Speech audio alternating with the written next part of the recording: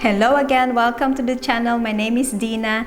In this channel, I talk about my journey as a houseplant parent or houseplant enthusiast, and every now and then I post videos of flowers and videos of beautiful gardens.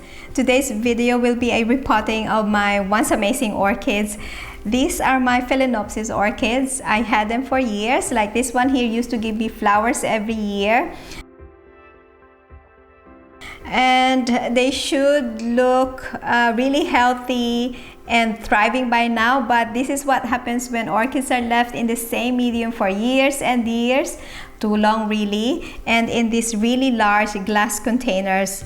But if I knew then what I know now, I wouldn't place them in these containers. They desperately need a lot of love and attention, so I will repot them into these new pots.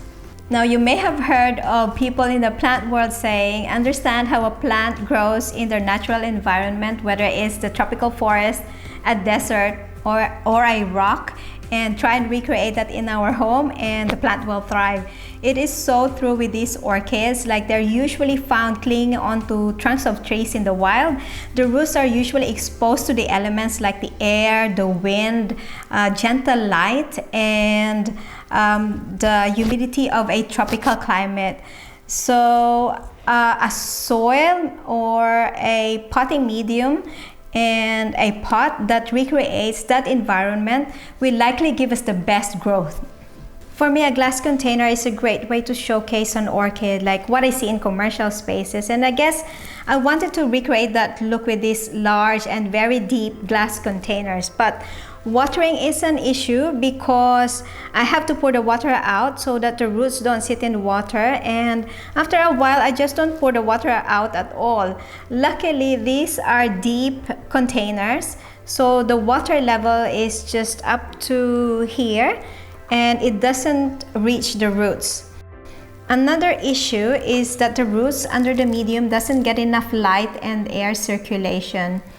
I used a mixture of orchid bark and charcoal, and because the bark I used were bigger chips, they lasted this long, and the charcoal may have helped prevent bacteria from growing, so the orchids lasted this long as well.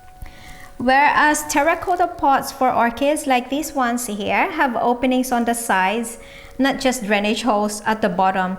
The roots will come out of these holes, and that will expose them to the air, light, and moisture in the room, much like what they get in their natural environment.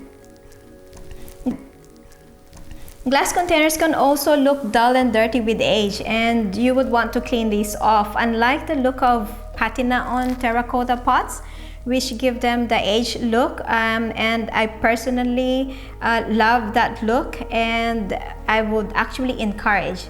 With that said, I decided to repot these orchids into these terracotta pots. So the goal is to repot them with a medium that is light, fluffy, and well draining. But because I will repot them in these pots, I will also add medium that can hold some moisture like perlite and cocoa peat. And this is how my mixture will look like. A bit of perlite, cocoa peat, and charcoal, and a lot of chunky orchid bark.